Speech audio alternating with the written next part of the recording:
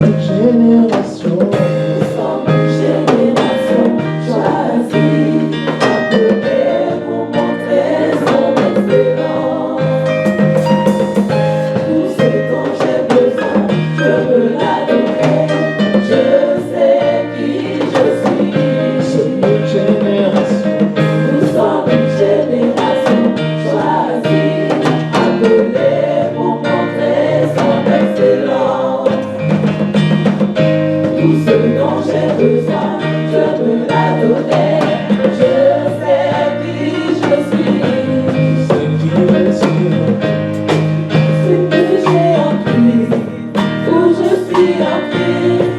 Je sais qui je suis. Je sais qui je suis en Christ.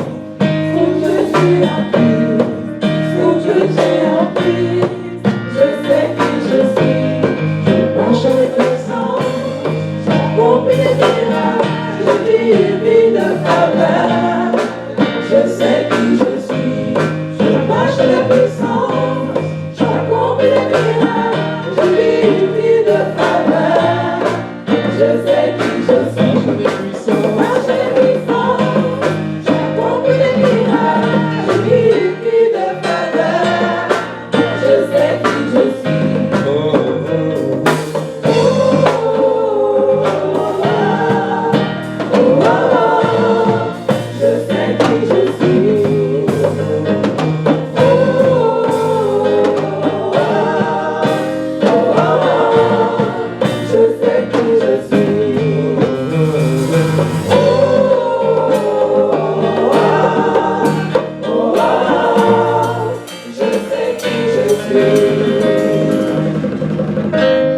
De Jésus. Que Dieu vous bénisse. Merci à toute l'Église. Merci au frère Siphon qui a été le porte-parole pour transmettre les vœux. Je suis reconnaissant au Seigneur pour tout ce que vous faites pour moi, pour vos prières, pour les jeunes que vous faites à mon endroit, à l'endroit de ma famille. Je suis vraiment reconnaissant au Seigneur pour tout cela. Il y en a qui sont allés plus loin, au-delà des prières et des jeûnes, qui m'ont apporté des dons. Voilà, il y en a qui m'ont envoyé 20 euros, 30 euros, du bon, il faut envoyer aux enfants. Je l'ai fait. Il y en a qui m'ont envoyé des chocolats, là j'ai mangé. Il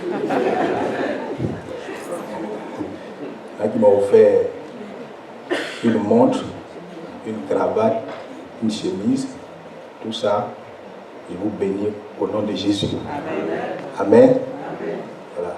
Et on prie pour vous. On prie pour vous. Lorsque je suis dans une église, je confie une tâche particulière par rapport aux besoins de l'église, à ma femme et à mes enfants. Il y a des endroits où, quand je suis là, elle est diaconesse. Il y a des endroits où je vais, elle est défa. Il y a des endroits où je suis, elle est chante. Pour la période où je suis ici à Paris, elle est chargée de l'intercession. Alléluia. Amen. C'est elle qui dit l'intercession. Donc, si vous entendez de bonnes paroles, c'est sa prière aussi. Amen. Alléluia. Amen. Donc, elle prie pour vous. Il y a des sujets, il y a des personnes qu'elle ne connaît pas. Je leur donne le nom. Il faut prier pour telle chose, telle personne. Et je crois que c'est ce qui se fait. Donc, que Dieu vous bénisse. Amen. Que l'année des faveurs soit une année de grande bénédiction au-delà même de vos attentes. Alléluia. Amen. Pour ce dimanche, 8 janvier 2017, le thème que j'ai retenu, c'est comment rendrai-je à l'Éternel tous ses bienfaits envers moi. Comment rendrai-je à l'Éternel? Comment rendre à Dieu tous ses bienfaits à notre égard? Comment lui rendre cela? Et c'est tiré du livre des psaumes que nous allons prendre. Nous prenons le psaume 116, Nous prenons le psaume 116.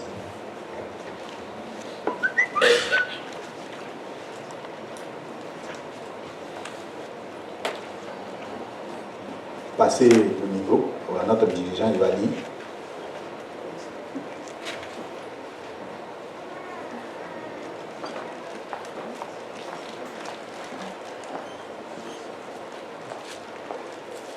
Le psaume 116, voilà, du verset 1 à 18.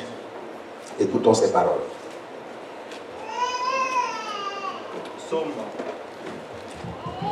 Le psaume 116, du verset 1 au verset 18. Il est écrit: J'aime l'Éternel, car il entend ma voix, mes supplications. Car il a penché son oreille vers moi, et je l'invoquerai toute ma vie.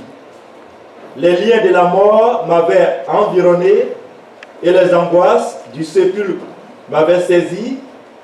J'étais en proie à la détresse et à la douleur. Mais j'invoquerai le nom de l'Éternel. Ô Éternel, sauve mon âme. L'Éternel est miséricordieux et juste. Notre Dieu est plein de compassion. L'Éternel garde les simples. J'étais malheureux et il m'a sauvé. Verset 7. Mon âme, retourne à ton repos, car l'Éternel t'a fait du bien.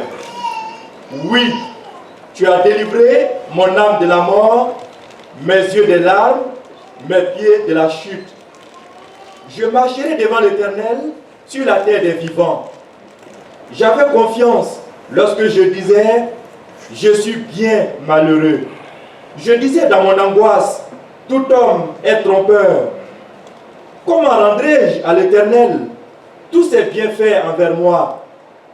Je lèverai la coupe des délivrances et j'invoquerai le nom de l'Éternel. J'accomplirai mes vœux envers l'Éternel en présence de tout son peuple. Elle a du prix aux yeux de l'Éternel la mort de ceux qui l'aiment.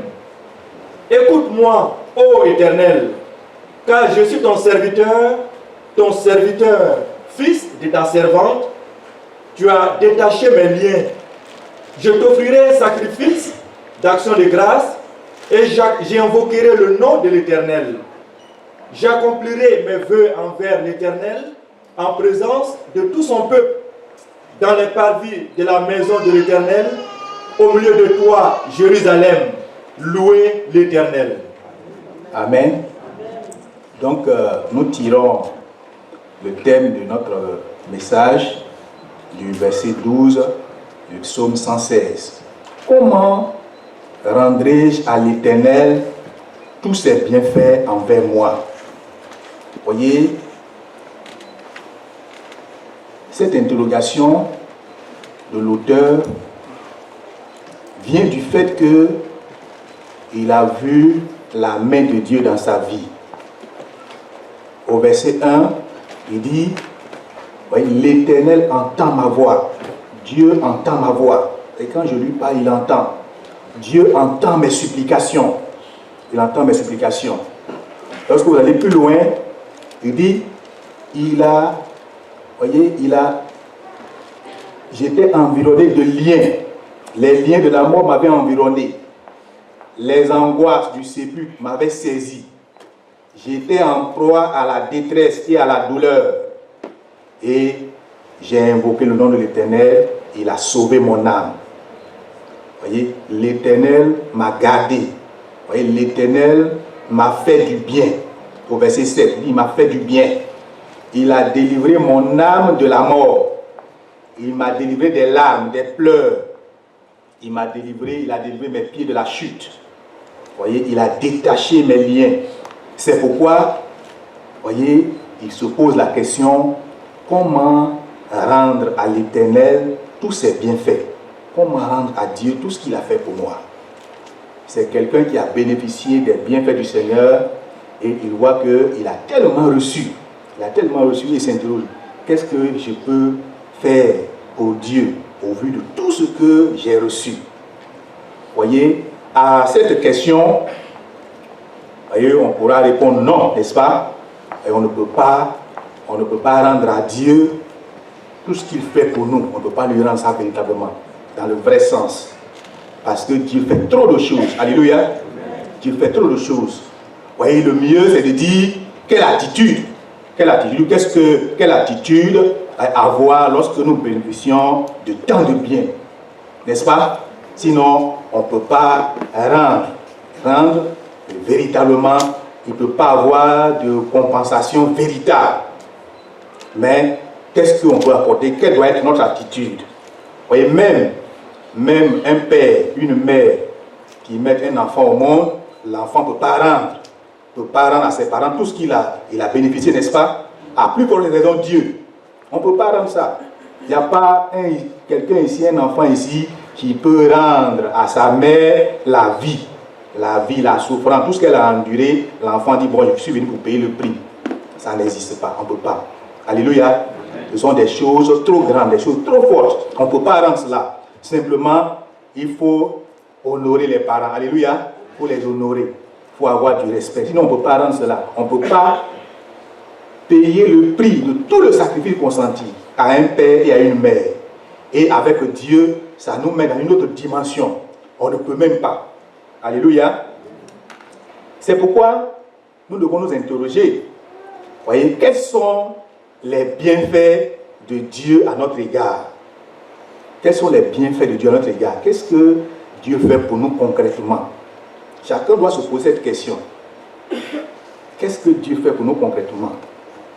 Si on donne l'occasion, si on donnait l'occasion à chacun en ce matin de parler des bienfaits du Seigneur, des merveilles, des choses que Dieu a accomplies dans notre vie, voyez, on ne finira pas, n'est-ce pas?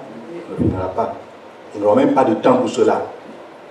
Voyez, la Bible nous dit que tout ce que le Seigneur a fait quand il était sur la terre, des livres ne peuvent pas contenir cela. Voyez, ce que Dieu fait dans la vie d'un seul individu, si on prend du temps, si tu prends du temps pour écrire depuis le sein maternel, tout ce que Dieu a fait, si on prend du temps pour écrire, on va faire beaucoup de livres, n'est-ce pas? On va faire beaucoup de livres. Et aucun livre ne peut contenir cela. Il n'y a aucun volume pour ça. Dieu fait beaucoup de choses, de grandes choses. Les bienfaits du Seigneur sont énormes. Vous voyez, depuis le sein maternel jusqu'à l'heure où je viens de vous parler, lorsque tu passes en revue tout ce que Dieu a fait, ce sont des choses merveilleuses, des choses qu'on ne peut même pas, voyez, énumérer.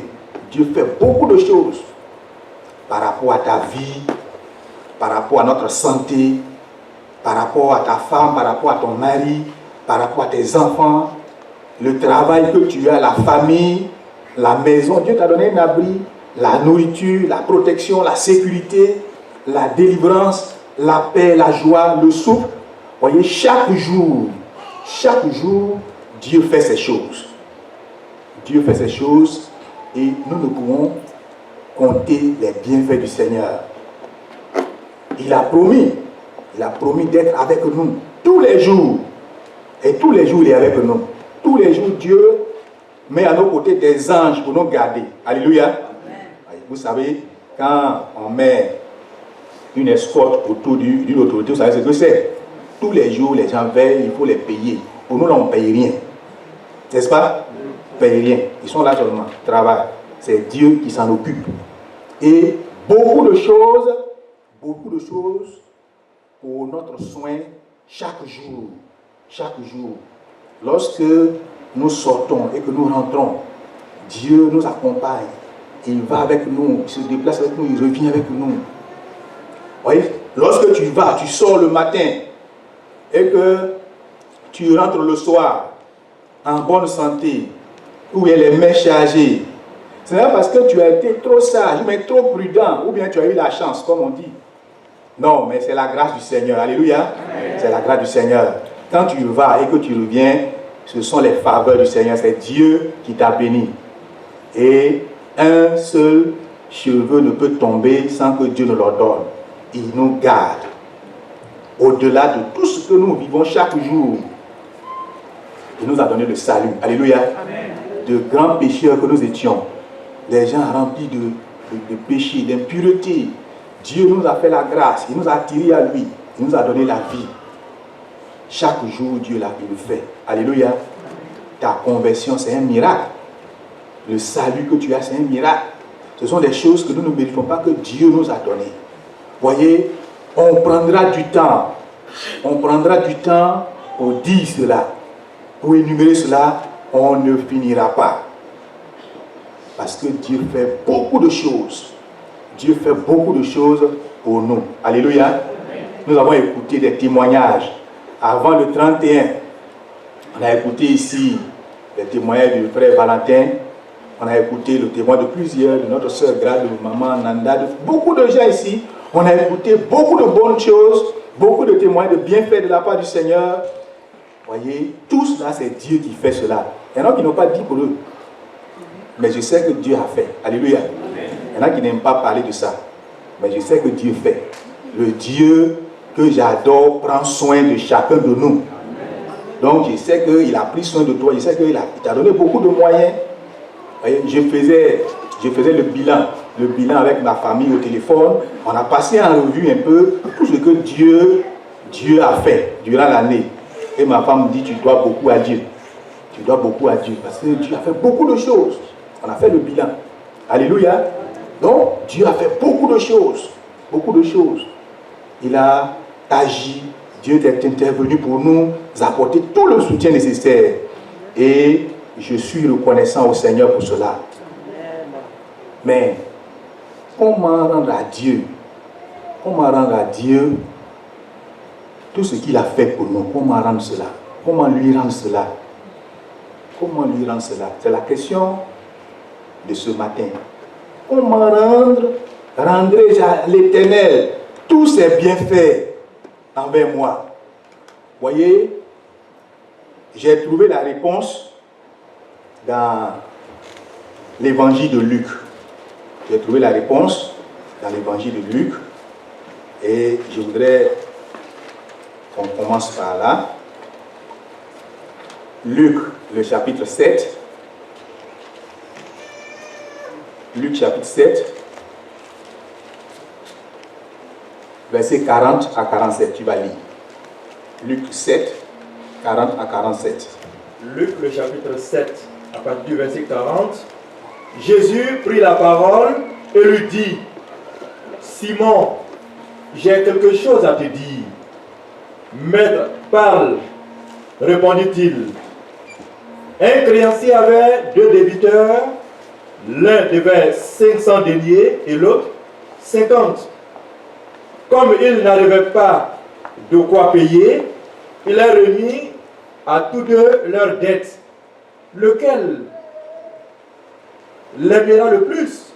Simon répondit: Celui, je pense, auquel il a le plus remis. Jésus lui dit: Tu as bien jugé. Puis, se tournant vers la femme, il dit à Simon: Vois-tu cette femme? Je suis entré dans ta maison et tu ne m'as point donné d'eau pour laver mes pieds. Mais elle les a mouillés de ses larmes et les a essuyés avec ses cheveux. Tu ne m'as point donné de baiser, mais elle, depuis que je suis entré, elle n'a point cessé de me verser les pieds. Tu n'as point versé d'huile sur ma tête, mais elle a versé du parfum sur mes pieds.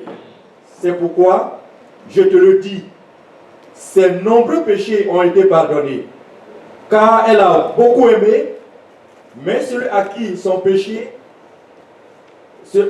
qui on pardonne peu, aime peu. Amen. Amen. Donc, comment rendrai-je à Dieu tous ses bienfaits à mon égard, envers nous? Voyez, la Bible nous dit que il y avait un créancier avec 2 débiteurs. Un créancier avec 2 débiteurs. L'un devait 500 deniers et l'autre 50. Comme il n'avait pas de quoi payer, il leur remit à tous deux leurs dettes. Lequel l'aimera le plus? Simon répondit, celui, je pense, auquel il a le plus remis. Jésus lui dit, tu as bien jugé. Alléluia. Voyez comment rendre à Dieu ses bienfaits envers nous. Voyez, cela doit provenir de ce qu'on a reçu, n'est-ce pas? Quand on a reçu beaucoup, on aime beaucoup. Quand on a reçu beaucoup du Seigneur, quand on sait que Dieu a fait beaucoup de choses pour nous et qu'on témoigne cela, ça dit qu'on doit beaucoup aimer le Seigneur. Et chacun de nous doit aimer beaucoup le Seigneur. Il faut aimer beaucoup le Seigneur. Parce que nous étions des pécheurs. On était des pécheurs. On avait péché. Ce péché-là devait nous conduire en enfer éternellement. Ce péché-là devait nous condamner à une mauvaise vie, à une vie de souffrance éternellement. Rien ne pouvait nous sortir de là. Nos moyens, nos forces, nos capacités, tout ce que nous avons, nos relations, ne pouvaient pas nous sortir de l'enfer, ne pouvaient pas nous sortir de la souffrance. C'est l'acte que Dieu a accompli pour le salut de l'humanité seul qui peut nous sortir de cette souffrance et nous donner la vie à nouveau éternellement. Alléluia. On a beaucoup reçu. On a beaucoup reçu. À partir de cela, simplement, nous devons aimer beaucoup le Seigneur. Alléluia. Il faut dire à ton frère, il faut aimer beaucoup le Seigneur. Tu dois beaucoup aimer.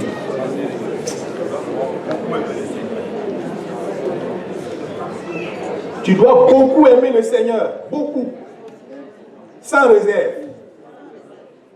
Tu dois beaucoup aimer le Seigneur. Parce que tu étais quelqu'un qui est condamné. Condamné à une prison éternelle. Une prison éternelle, une souffrance éternelle. Et puis quelqu'un a payé le prix pour te sortir de là. Gracieusement. Tu dois beaucoup aimer le Seigneur. Et c'est pourquoi le premier commandement, c'est cela, n'est-ce pas? Tu aimeras le Seigneur de tout ton cœur. De tout ton cœur. De toute ton âme, de toute ta pensée. De toutes tes forces. C'est ce que Dieu nous demande. Ce que nous pouvons apporter en retour au Seigneur pour tous ses bienfaits, c'est de l'aimer. C'est de l'aimer beaucoup.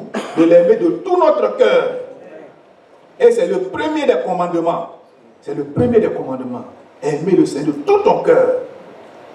Et puis le second qui vient, c'est aimer ton prochain comme toi-même. Donc quelqu'un qui bénéficie des grâces du Seigneur, qui a beaucoup reçu, doit beaucoup aimer Dieu, beaucoup aimer ses semblables. C'est le premier commandement. Et c'est pourquoi, voyez, celui qui ne le fait pas, c'est de l'ingratitude, c'est la méchanceté pure et simple. Voyez, quand on accorde des grâces à des prisonniers qui devaient faire 10 ans, 15 ans, 20 ans, regardez leur joie, regardez les comités de soutien. Comment ils se manifestent. À plus forte raison, toi. À plus forte raison, toi et moi. Qui avons reçu ces choses. Gratuitement, gracieusement, on les a reçus. On était condamnés. Et Dieu nous a sortis de là. Alléluia. C'est pourquoi nous devons être utiles à Dieu. Ce qu'on peut apporter en retour, c'est qu'il faut être utile à Dieu. Il faut répondre à son appel. Parce qu'il a beaucoup fait. Il faut aimer Dieu. Et aimer Dieu, ça se démontre. Ça se prouve. C'est du concret. Alléluia. Amen. Cette foi, cet amour doit produire des œuvres. Ça doit produire des œuvres. Beaucoup d'amour, il faut beaucoup d'amour pour le Seigneur. Beaucoup d'amour pour le Seigneur, ça veut dire beaucoup d'argent, n'est-ce pas? Pour le Seigneur, pour son œuvre. Ça veut dire beaucoup de temps pour son œuvre, n'est-ce pas? Ça veut dire beaucoup d'efforts, beaucoup de prières pour son œuvre, beaucoup de bonnes œuvres. Beaucoup de bonnes œuvres. beaucoup de louanges, beaucoup d'actions pour le Seigneur. C'est ce que ça veut dire. Il faut aimer le Seigneur de tout ton cœur. C'est-à-dire que là où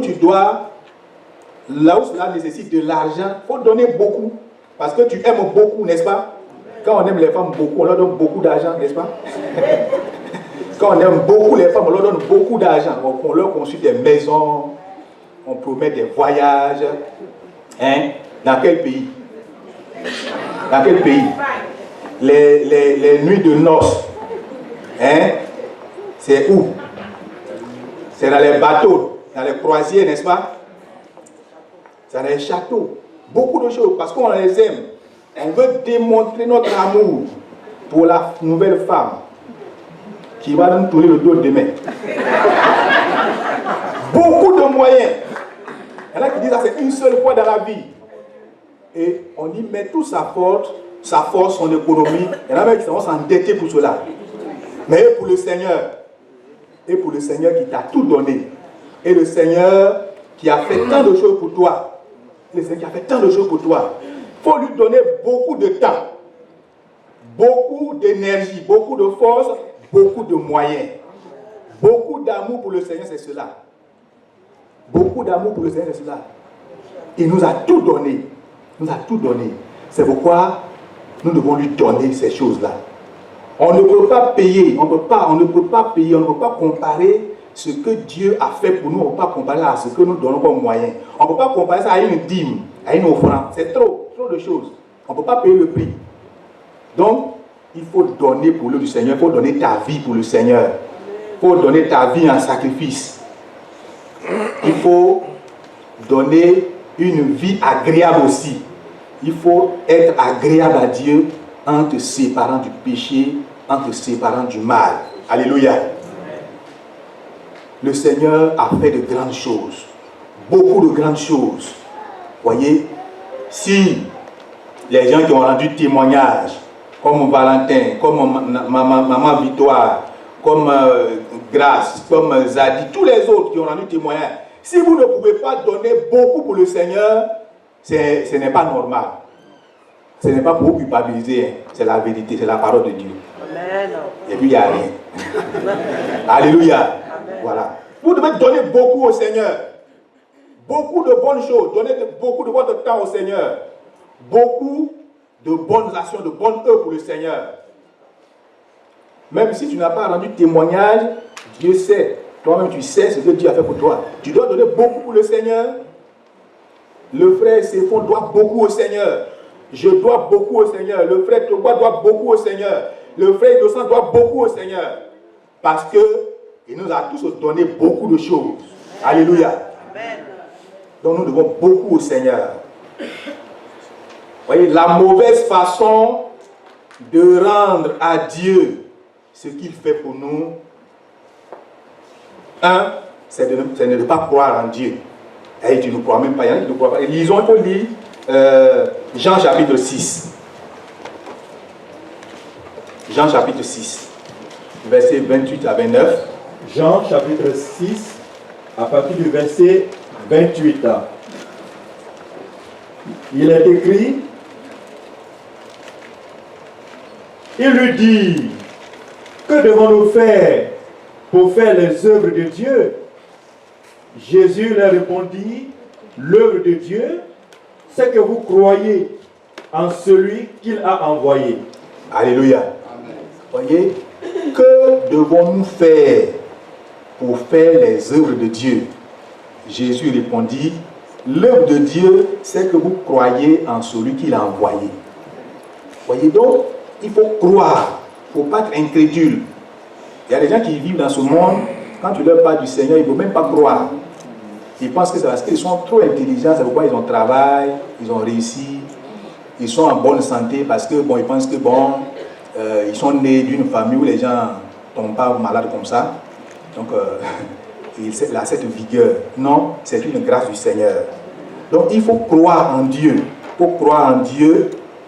Il faut croire en celui que Dieu a envoyé. Il faut croire en Jésus. Il faut croire en Jésus. Si tu manges, tu vis, tu as toutes ces choses et que tu ne crois pas en Dieu, ce n'est pas une bonne chose. Si tu demeures païen, tu demeures dans le péché, alors que chaque jour tu manges, tu vis, tu dors, tu fais tout. Tu as tout ce qu'il faut pour vivre. Et que tu ne crois pas en Dieu, c'est dangereux. C'est dangereux. C'est pourquoi tous ceux qui sont païens, tous ceux qui ne croient pas au Seigneur, ils vont aller en enfer. Parce que depuis, dans leur existence, pendant qu'ils ont vécu, ils n'ont pas cherché à croire celui que Dieu a envoyé. Ils n'ont pas cherché ça. Ils ont mangé, ils étaient contents, ils étaient dans les plaisirs, mangeons et buvons, ils étaient dedans dans les fêtes. Et ils ne sont pas souciés de donner leur vie au Seigneur. Quelle méchanceté! C'est pourquoi Dieu va les condamner, il va les juger, les condamner. Alléluia! Quelqu'un qui vit doit croire en Jésus-Christ.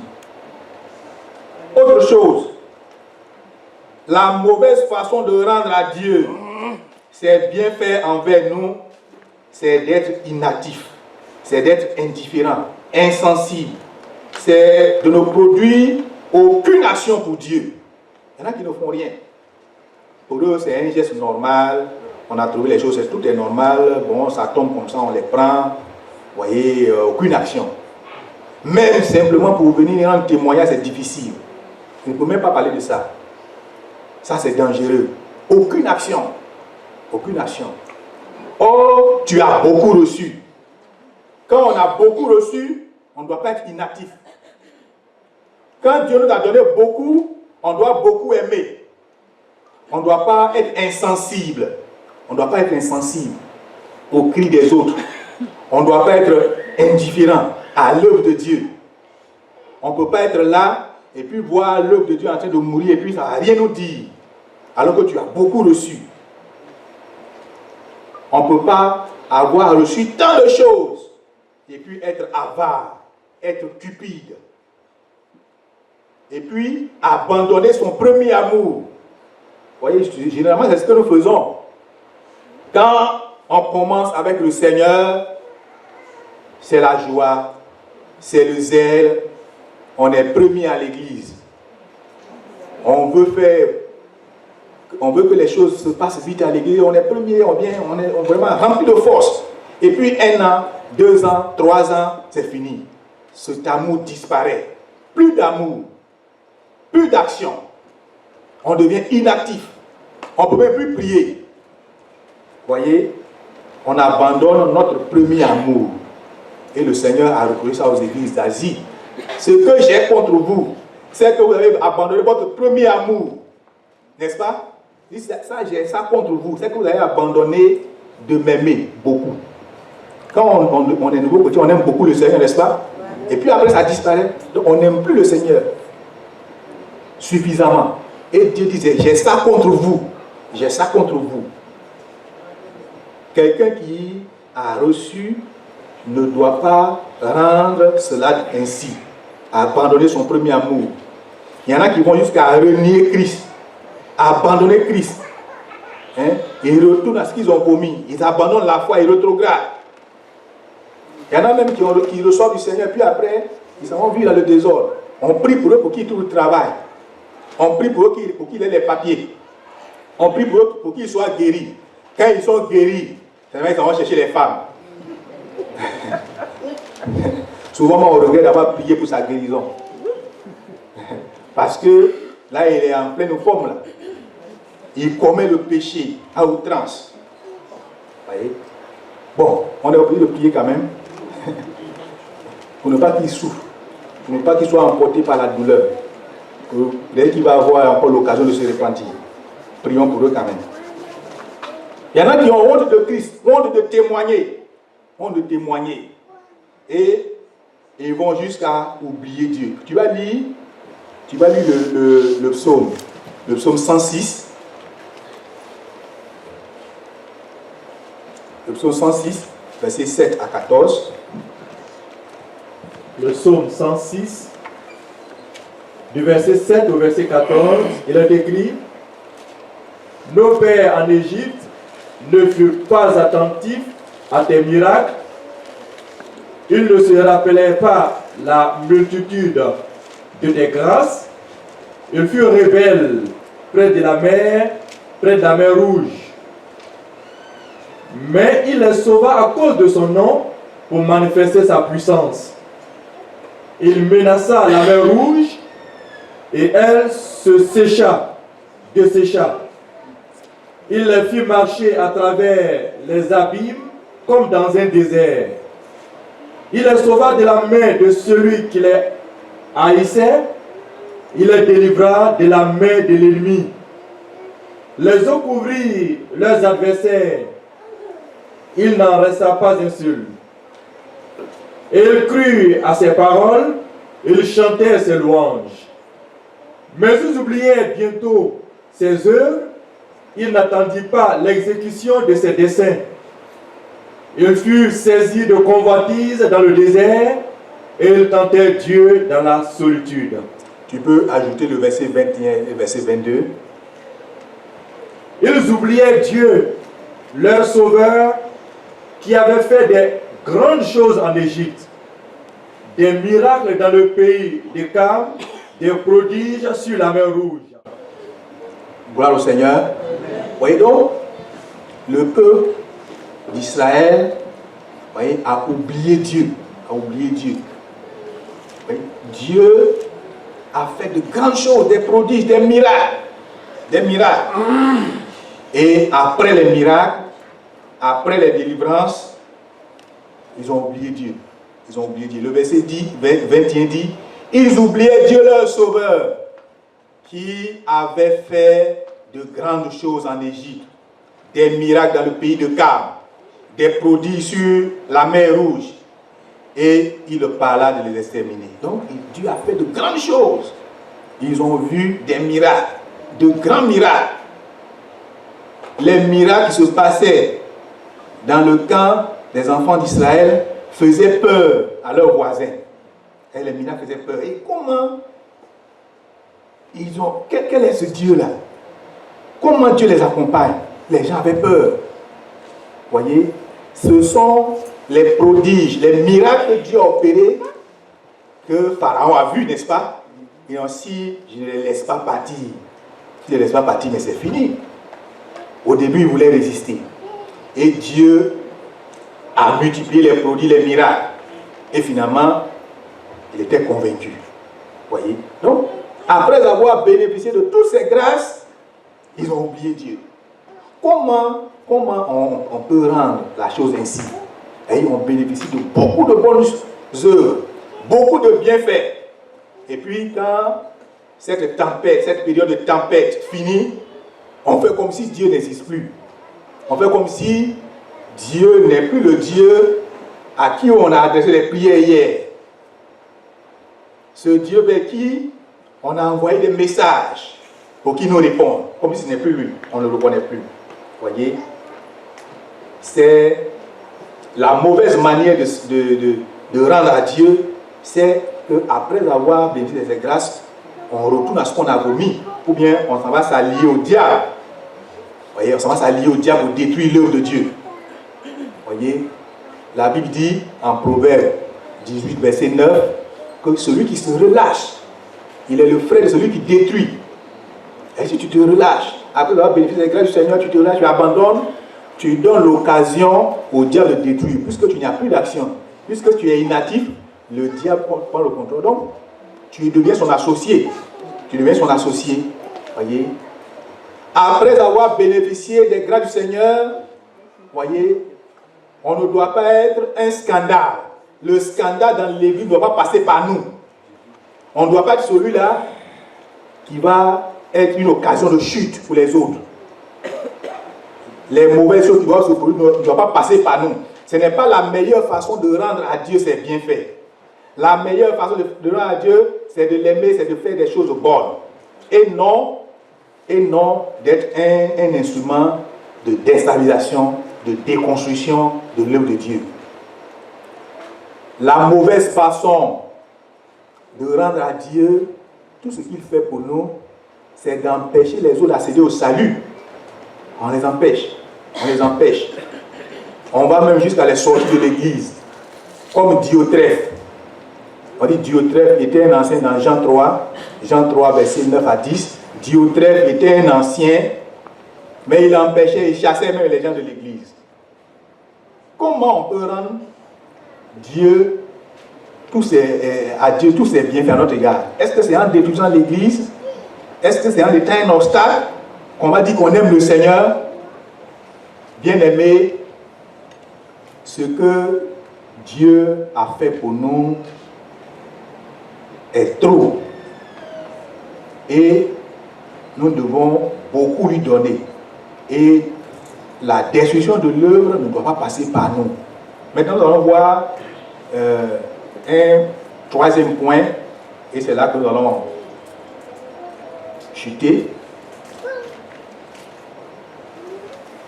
Ce que Dieu fait dans notre vie doit nous servir d'exemple, doit nous servir de leçon. Ça doit orienter notre conduite.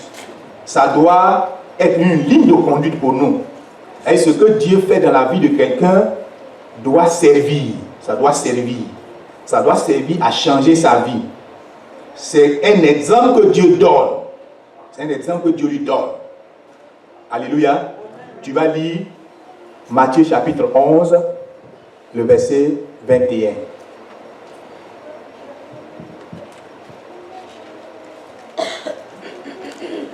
Matthieu, le chapitre 11, le verset 21.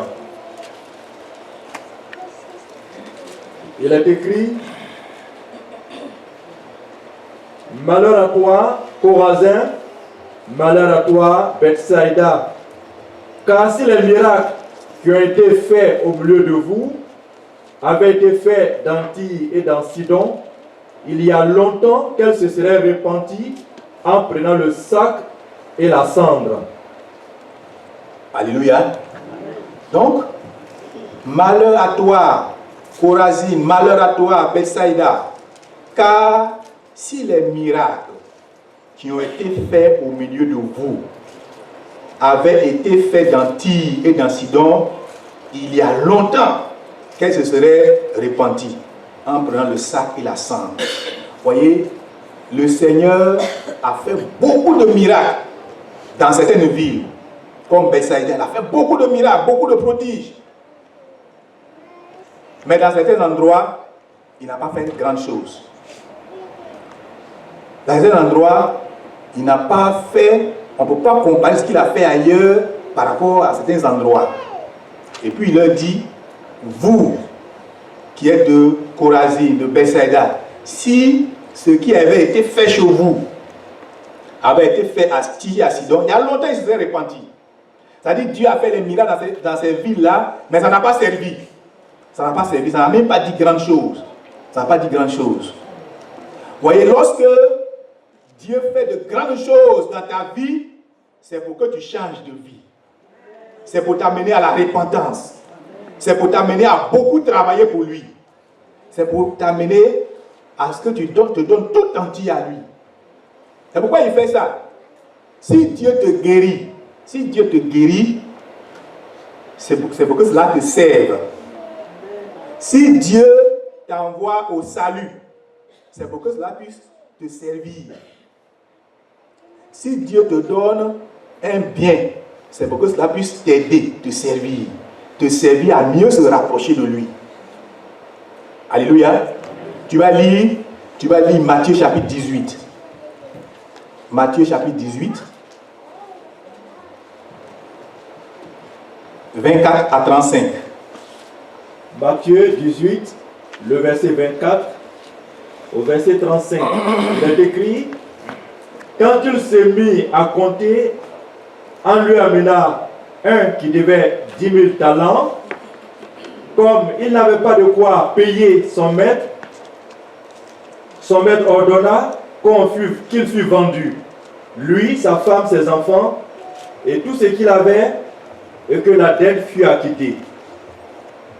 Le serviteur, se jetant à terre, se prosterna devant lui et dit: Seigneur, aie patience envers moi, et je te paierai tout.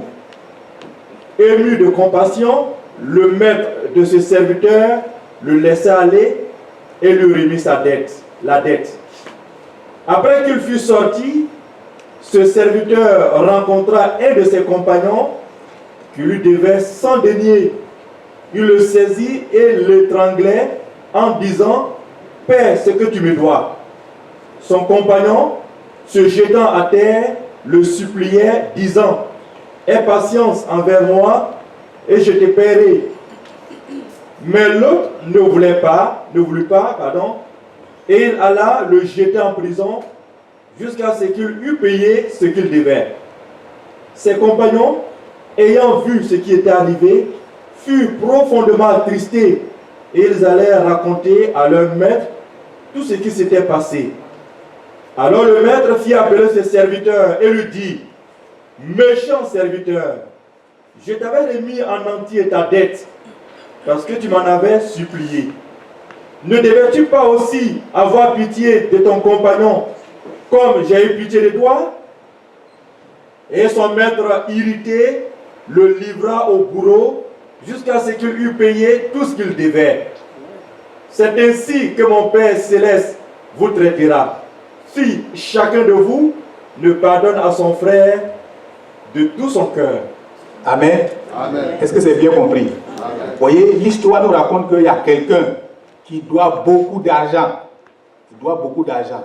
Même si on vend lui-même, on vend sa femme, on vend ses enfants, tout ça ne peut pas rembourser la dette. Il doit trop.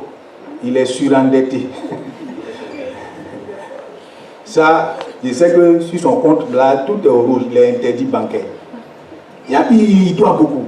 Il doit beaucoup. On ne sait pas comment qu'est-ce qu'on peut faire pour qu'il puisse rembourser la dette. Et il a commencé à supplier, accorde-moi un peu de temps. Quel temps on va accorder si tu peux rembourser?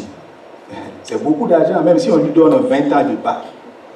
Et le monsieur a eu pitié. Le monsieur a eu pitié, il a eu compassion.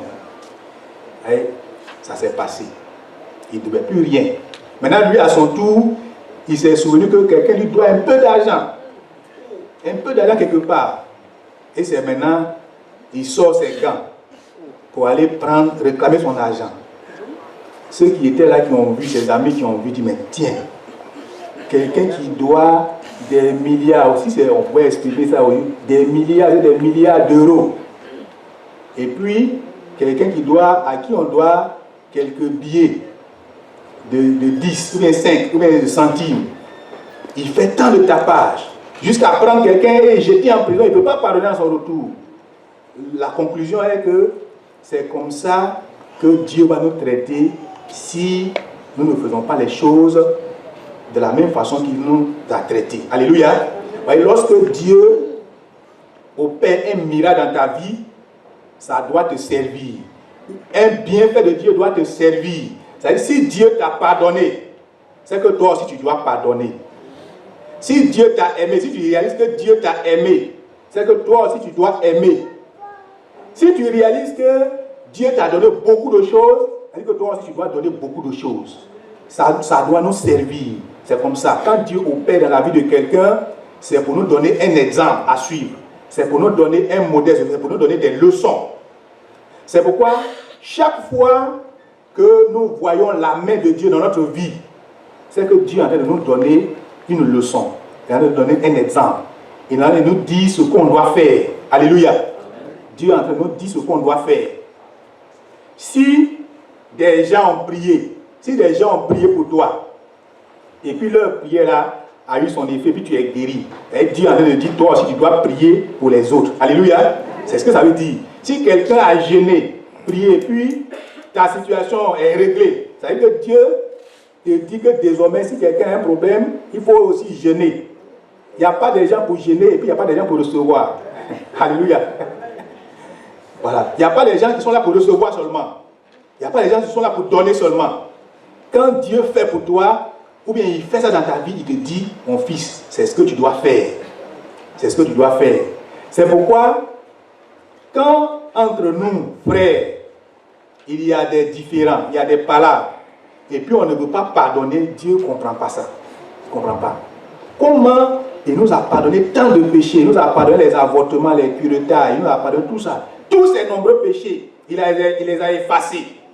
Et puis tu es venu à l'église, quelqu'un t'a regardé mal, tu ne veux pas pardonner. De toute façon, il m'a regardé là. S'il me regarde 2 fois encore, et puis tu es là, tu entretiens Ça pour rien. Alors qu'on t'a tout pardonné.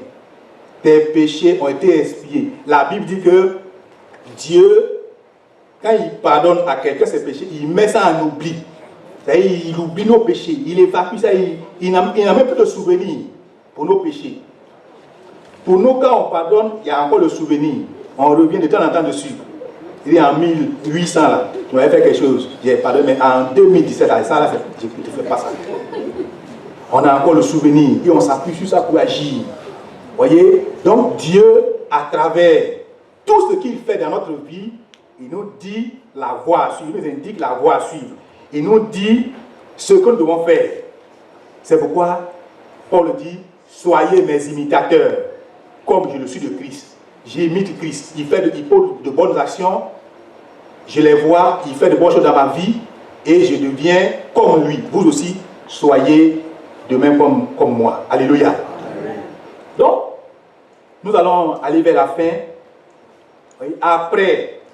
Après la joie que nous avons ressentie, la bénédiction que nous avons reçue du Seigneur, après le miracle dont nous avons été bénéficiaires, voyez, ce que Dieu attend de nous, voyez, c'est de beaucoup aimer. Alléluia.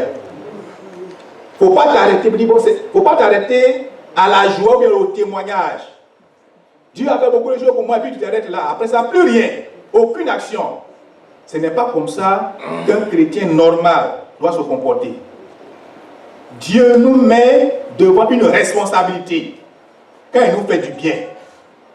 Il ne peut pas te donner du travail, de la nourriture, et puis tu verses le riz dans la poubelle alors que les gens ont faim. C'est dangereux ça, ce n'est pas normal.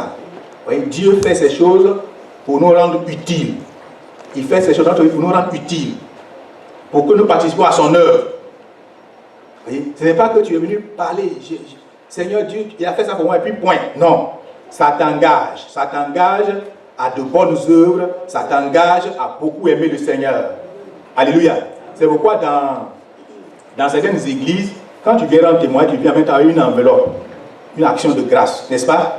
Quand tu viens de rendre témoignage, on dit bon, il faut faire un sacrifice à Dieu. C'est pas mauvais. Et au vu de tout ce que Dieu a fait, quelqu'un qui a eu un contrat, un marché, et puis un marché qui va lui rapporter 1 milliard ou bien 1 million de francs. Et puis il vient, il bava jusqu'à dire acclamons le Seigneur. Et puis il chante. Et puis on cherche l'argent pour payer l'électricité dans l'église, on ne trouve pas.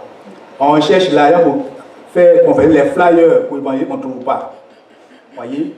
Il ne peut même pas dire, bon, c'est en priant, c'est parce que je me suis converti dans cette église que j'ai été béni. Donc je vais changer les chaises. Parce que ces chaises-là ont trop vieilli. Ça fait 20 ans, ces chaises-là sont changer. Avec ça, il ne peut même pas penser à ça. Ce n'est pas normal. Alléluia. C'est-à-dire, quand Dieu te bénit, ça doit changer ton environnement. N'est-ce pas? Quelqu'un qu'on nomme président de la République, dès qu'il est élu là, ça change son environnement, ça change la vie de sa femme, ça change la vie de ses enfants, ça change même la vie de ses servants, de ses serviteurs, tout ce qui est à la maison. On ne vous a pas appris que celui qui croit François là, il est payé à 9 000 €. C'est les mêmes cheveux là, non? Mais pour lui, il coiffe le président. Ce n'est pas la même chose. Ce n'est pas celui que vous voyez à Sassel. Pas même chose. Vous, on prend 10 €, ce n'est pas la même chose. Alléluia. Si Dieu t'a donné beaucoup de moyens, ça doit changer ton environnement. Tu ne veux pas venir jouer au sérieux, te cacher. Non. C'est pour que ça puisse servir à l'église. C'est pour que ça puisse participer au salut des âmes. Alléluia. C'est pour que ça puisse sauver des vies. C'est pour que ça puisse délivrer les gens qui ont faim et soif. C'est pour que ça puisse attirer du monde dans la maison du Seigneur. C'est pourquoi Dieu fait ça. Ce n'est pas pour que tu deviennes orgueilleux. Moi, j'ai la plus belle voiture. Je suis trop béni. Tu es béni pour les autres, n'est-ce pas? Dieu te bénit pour les autres. Dieu te bénit pour ta femme. Et quelqu'un qui a des moyens, puis sa femme souffre, ses enfants souffrent, c'est pas normal. L'environnement immédiat doit sentir cela. Ça doit se répercuter sur la famille. Ça doit se répercuter sur l'église. Parce que tu as deux familles. Alléluia. Est-ce que ce n'est pas la vérité? C'est comme ça. Si aujourd'hui, on te nomme ministre chrétien de œuvre et mission de Villers-le-Bel, mais on a un ministre parmi nous, le ministre doit changer ici, ou bien le ministre doit changer ici, le ministre ne doit pas venir prier dans n'importe quel endroit, il doit mettre le goudron tout autour, il doit changer tout. Là, c'est un ministre qui est parmi nous, Dieu a envoyé un ministre qui a reçu beaucoup de choses pour transformer ce milieu. Et c'est comme ça? Ou bien? Ah, je sais que vous me comprenez. Alléluia. Donc, il faut rendre à Dieu. Comment rendre à Dieu ce qu'il fait pour nous? C'est de beaucoup l'aimer. Il faut l'aimer beaucoup. Et aimer beaucoup, là, ça se traduit par des actions. Voyez, nous avons écouté. Nous avons bénéficié des bienfaits du Seigneur depuis des années. Mais pour 2016, on a réalisé, quand on a fait le bilan, on a réalisé que Dieu a fait beaucoup de choses dans notre vie. On a rendu témoignage. On était ici jusqu'à 6h00, les témoignages n'étaient pas finis. On a fait beaucoup de choses. Mais il faut rendre ça à Dieu en 2017, n'est-ce pas? Il faut rendre ça à Dieu. Tu as parlé. Il ne faut pas t'arrêter là. Tu n'as pas parlé pour te mettre en colère. Tu as parlé pour agir. Tu as témoigné la grandeur de Dieu. Mais tu dois beaucoup à Dieu en 2017. Si tu fais ça, il va encore te bénir pour 2018. Alléluia. Tu n'as pas rendu, Dieu ne t'a pas béni pour que tu prennes des distances par rapport à son œuvre. Et Dieu t'a tellement béni que tu prends des distances, tu te caches maintenant. On ne te voit plus enseigner de prière, on ne te voit plus à l'église, tu es devenu un grand type. Dieu t'a béni et puis tu te caches. Non. Dieu t'a béni, en 2016, tu as fait le bilan et c'est un bilan positif, largement positif. Mais en 2017, comme tu es encore sur la terre, il faut rendre ça à Dieu, n'est-ce pas? Il faut rendre ça à Dieu par des louanges, par des dons, par des prières, par de grandes œuvres, par de bonnes actions que tu vas poser parmi nous. Et Dieu va se servir de ça pour davantage bénir. Ce n'est pas pour te mettre en colère que Dieu t'a béni. Ce n'est pas pour créer des rivalités que Dieu t'a béni. Ce n'est pas pour être inactif, négligent. Comment nous devons rendre à Dieu ce qu'il fait pour nous? C'est bien fait envers nous. Il t'a donné une femme, il t'a donné des enfants, il t'a donné beaucoup de choses, il t'a donné beaucoup de moyens. Comment il faut lui rendre cela? Il t'a gardé, il t'a donné le souffle de vie. Tu as encore envie. Comment il faut rendre ça à Dieu? C'est en aimant beaucoup le Seigneur. Que Dieu vous bénisse. Amen. Je vais inviter Papa Céline.